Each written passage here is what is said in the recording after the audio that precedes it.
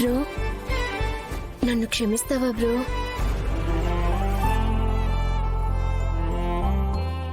దామిని, అవును బ్రో, నీ పట్ల నేను చాలా తప్పుగా ప్రవర్తించాను.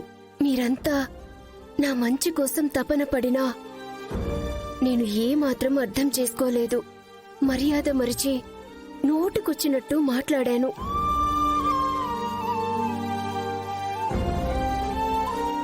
అది పరిస్థితుల తప్పు గాని అందులో నువ్వు చేసిందేదీ తప్పు కాదు.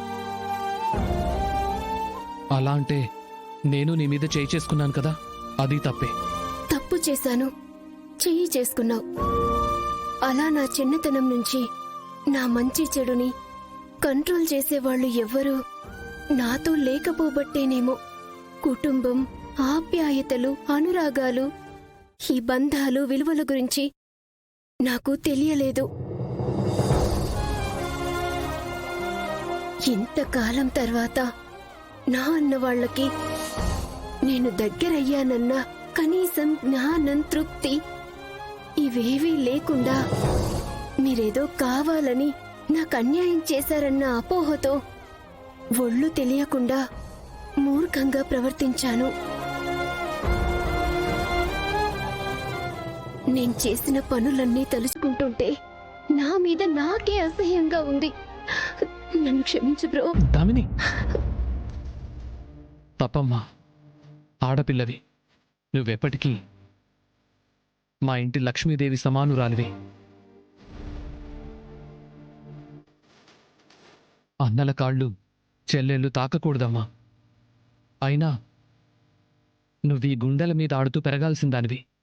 కానీ ఏం చేద్దాం, విధి నిన్ను మాకు దూరం చేసింది.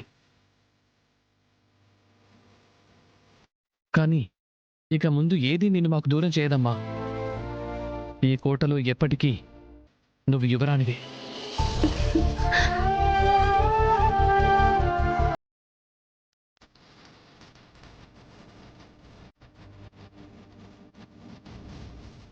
నాన్న దర్శన్,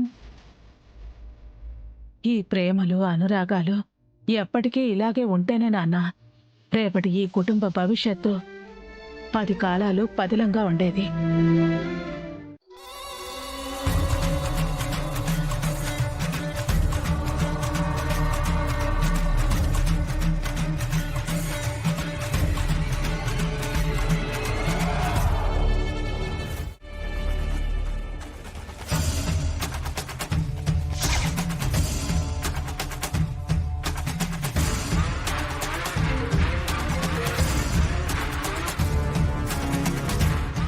చెప్పనన్య, శరణ్యాన్ని బెంగళూరుకి వెళ్లకుండా ఆపటానికి ఏం చెయ్యాలో ప్లాన్ వర్కౌట్ చేయడానికి వెళ్తున్నాను. అంతకన్నా ముందు నువ్వు వర్కౌట్ చేయాల్సింది ఆనంద విషయం. అర్థం కాలేదు. శరణ్యని దర్శన్తో వెళ్లకుండా నువ్వు ప్లాన్ చేసిన ఆనంద భైరవి అదేది వర్కౌట్ అవనివ్వదు. సో నువ్వు ముందు ఆ ఆనంద భైరవిని లాక్ చేయాలి. కరెక్టే అనన్య, నువ్వు చెప్పింది కూడా పాయింటే. దర్శన్ శరణ్యలకి ఏకాంతం కల్పించాలని చూసే ఆనంద భైరవి ఏం చేసినా బెంగళూరు పంపించాలనే చూస్తుంది. సో ఆమె అడుగు ముందుకు పడకుండా ఆనంద భైరవి కాళ్ళు కట్టేయాలి. అంతే కదా? ఎస్.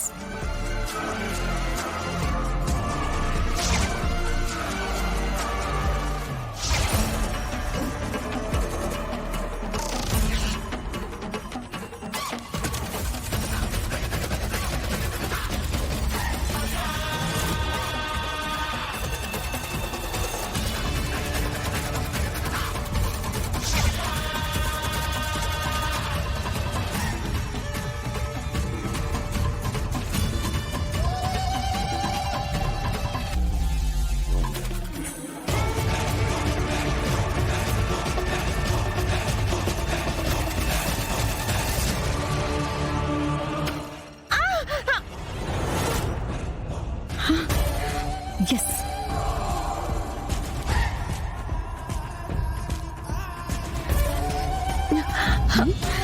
ఆనందా, ఆనందా, ఏమైంది ఆనందా?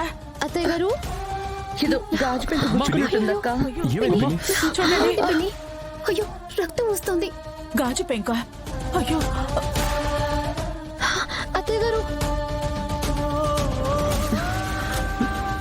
గాజు పెంకు గుచ్చుకున్నట్టుంది. త్వరగా ఫస్ట్ ఎయిడ్ బాక్స్ తీసుకునిరా. అలాగే అత్తయ్య గారు. అయ్యో జాగ్రత్త ఆనంద. ఏం పర్లేదక్క.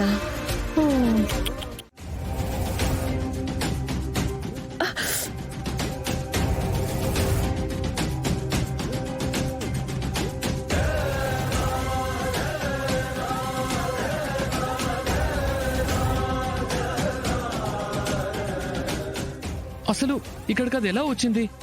నేనే వేశాను. ఏముందిలే దర్శన్, పడుంటుంది. నేనే చూసుకోకుండా కాలేశాను. ఓ టీటీ ఇంజెక్షన్ తీసుకుంటే సరిపోతుంది.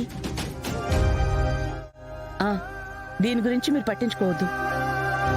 రేపు మీరు బెంగళూరుకి వెళ్ళాలి కదా, ఏర్పాట్లు చూసుకోండి. లేదత్తయ్య గారు, మేం వెళ్ళమండి.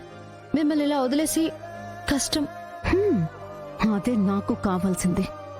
శరణ్య, ఇంట్లో నన్ను చూసుకోవడానికి ఇంతమంది ఉన్నారు. ఏం పర్వాలేదు. ఉహుం, నా వల్ల కాదు. ఆలోచించమ్మా. దర్శన్తో నువ్విప్పుడు వెళ్ళటం చాలా ముఖ్యం. నా మాట కాదనడానికి వీల్లేదు. ఓకేనా? అలాగే అత్తయ్య గారు. మ్.